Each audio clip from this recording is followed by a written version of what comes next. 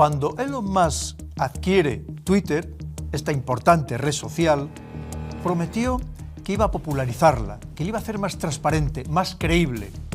Y entonces se decidió, junto con una serie de periodistas a los que él apoyaba, desvelar una serie de tramas que había habido relacionadas precisamente con la dirección anterior de Twitter. Esto es lo que se ha venido a llamar los Twitter Files o los archivos de Twitter. Un verdadero escándalo mayúsculo que atenta profundamente contra la democracia y que en cambio no ha tenido la debida repercusión y del que prácticamente no se han hecho eco ningún medio internacional importante. ¿Por qué? Detrás lo que hay es la forma tan sumamente descarada de manipular a toda una población, incluso de inducir al voto a toda una población como es la estadounidense.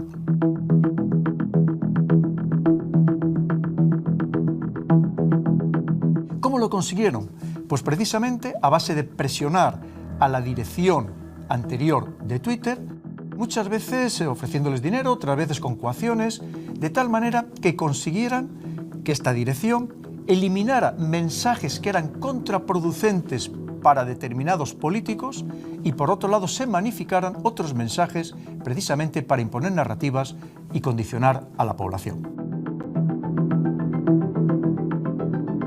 En este caso lo que estamos hablando es de cómo apoyaron las elecciones presidenciales del año 2020 para favorecer a Joe Biden, al actual presidente de Estados Unidos, o incluso todavía recientemente durante las elecciones pasadas, las elecciones de medio término que tuvieron lugar en noviembre de 2022. Y lo consiguieron tapando los escándalos que alguien quiso publicar sobre su hijo Hunter Biden relacionados con Ucrania, con China y también incluso con un ordenador portátil suyo que había perdido, donde había escenas realmente bochornosas que hubieran perjudicado mucho la campaña de su padre, de Joe Biden.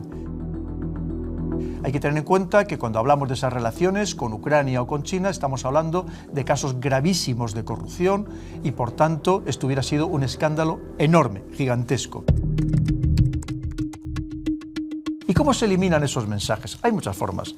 Uno, evidentemente, diciendo que aquello puede ser un mensaje de odio o que es un mensaje que va en contra de las reglas de esta red social, que al final es una empresa y que evidentemente se deja comprar, porque para eso es una empresa y trata de obtener beneficios, pues efectivamente hay mensajes que se eliminan.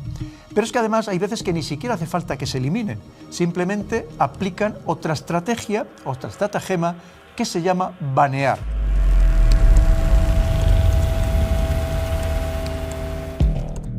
Banear es que a una determinada cuenta de una red social lo que se le hace es aplicarle este baneo, que lo que significa es que incluso el que la autoriza, el propietario de la cuenta, no es consciente de que sus mensajes no tienen ninguna trascendencia, que prácticamente no llegan a nadie. Eso es lo que significa banear una cuenta.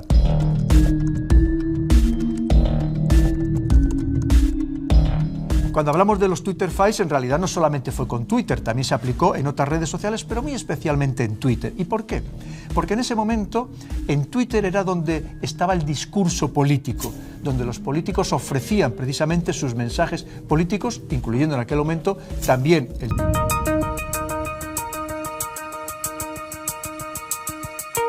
Hay que tener en cuenta que hoy en día controlar lo que llamo el quinto poder, que son las redes sociales, es vital desde el punto de vista político, incluso también comercial. No debemos olvidar que cada día en el mundo se conecta en alguna red social más de 4.000 millones de personas. Y por tanto, quien tiene el poder de controlar estas redes sociales, su poder es gigantesco. Puede imponer discursos, narrativas de ámbito planetario prácticamente. Claro, entonces ahí hay una gran pelea que libran los ejércitos, los servicios de inteligencia y los grandes poderes económicos para precisamente imponer una vez más su discurso, sus narrativas. Pero esto va en contra precisamente de la esencia de las redes sociales cuando se crearon, de que hubiera un discurso de absoluta libertad. Y no la hay, lo cierto es que no la hay, porque dentro de ese paradigma de intentar el aplanamiento de la sociedad, la normalización del silencio, también se intenta en las redes sociales. Y todo aquel que tiene un discurso diferente al oficial o el discurso que no interesa a los grandes poderes económicos, vemos que se le trata de silenciar de muchas formas. Otra de ellas es a base de crear estos ejércitos de bots, estas redes de bots, de estas cuentas que imitan a seres humanos, pero que son simplemente cuentas robotizadas, que lo que consiguen a base de atacar masivamente a aquella persona que tiene un discurso que no interesa, a base de múltiples denuncias o simplemente de criticarle, intentar destruirle, desinformando, destruirle socialmente, de tal manera que la persona, incluso él mismo, se retire de las redes sociales y termine por abandonar, que es lo que se llama la estrategia de la disuasión de estar. ¿Pensemos que esto se ha acabado con la llegada de Elon Musk? Pues no, porque vemos que se sigue actuando de esta manera y es muy difícil acabar completamente con todos porque se anula un bot y al momento surgen otros 30 o 40, porque esto es una gran pelea también que se libra dentro de estas redes sociales.